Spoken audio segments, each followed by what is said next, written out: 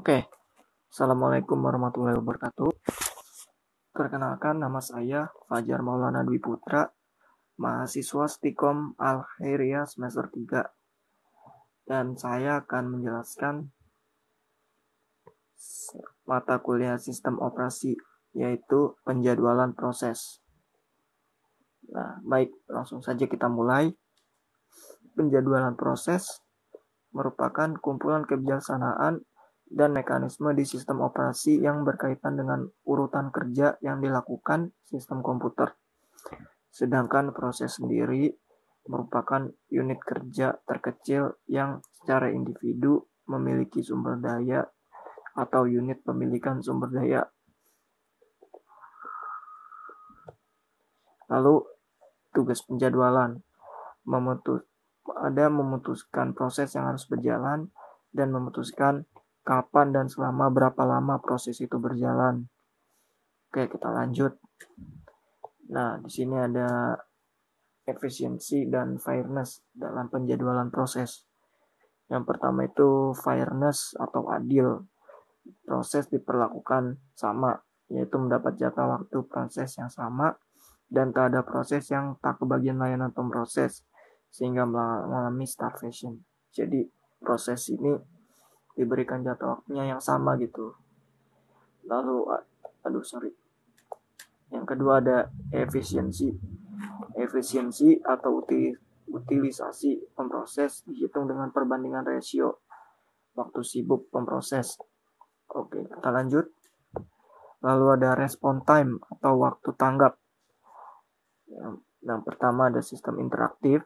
Waktu tanggap dalam sistem interaktif didefinisikan sebagai waktu yang dihabiskan dari saat karakter terakhir dari perintah dimasukkan atau transaksi sampai hasil pertama muncul di layar. Waktu tanggap ini disebut terminal response time. Lalu yang kedua ada sistem real time. Pada sistem waktu nyata atau real time. Real time itu waktu nyata ya. Waktu secara langsung.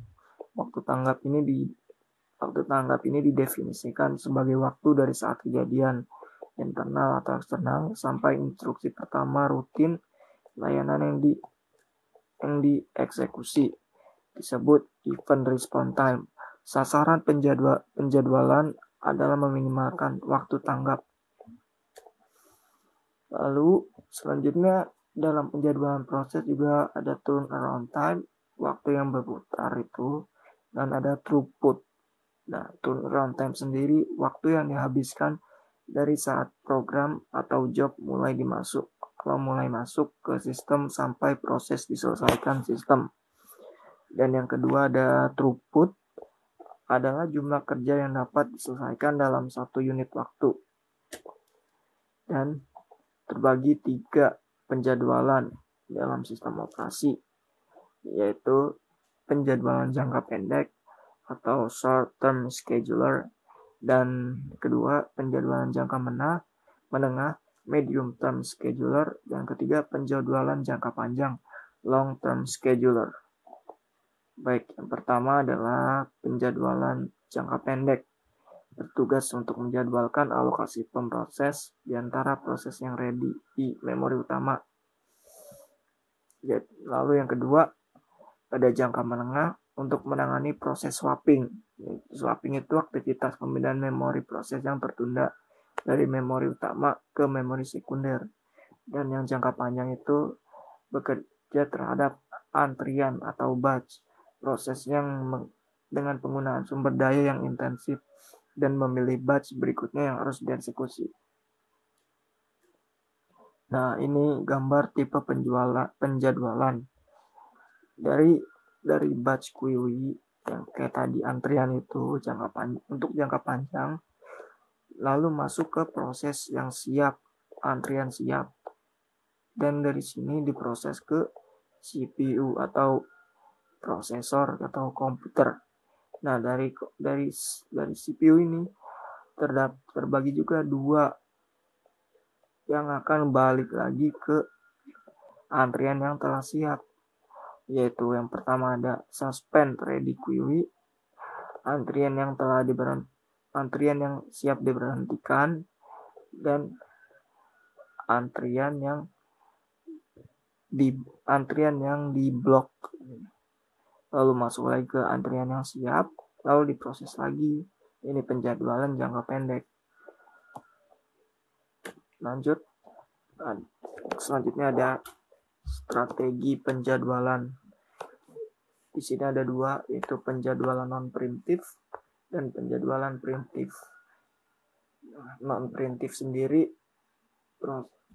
begitu proses diberi jatah waktu pemroses, maka pemroses tidak dapat diambil alih oleh proses lain sampai proses itu selesai.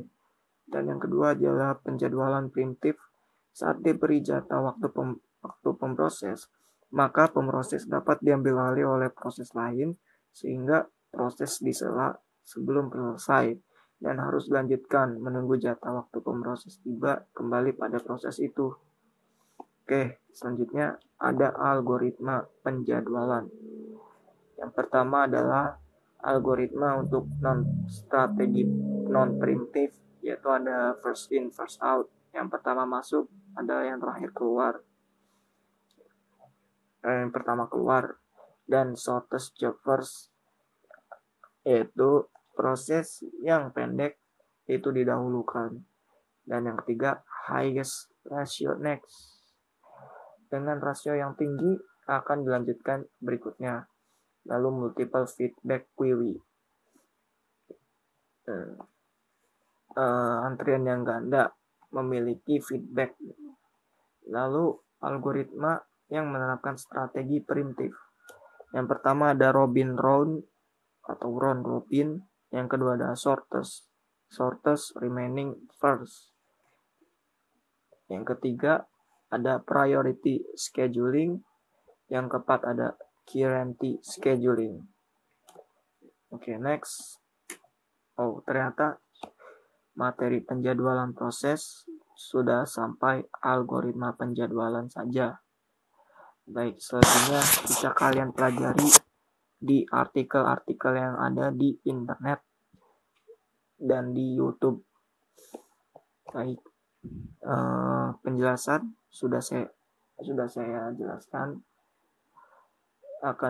Mungkin akan saya akhiri saja sampai sini. Jika ada kesalahan, harap dimaklumi. Baiklah, terima kasih. Wassalamualaikum warahmatullahi wabarakatuh.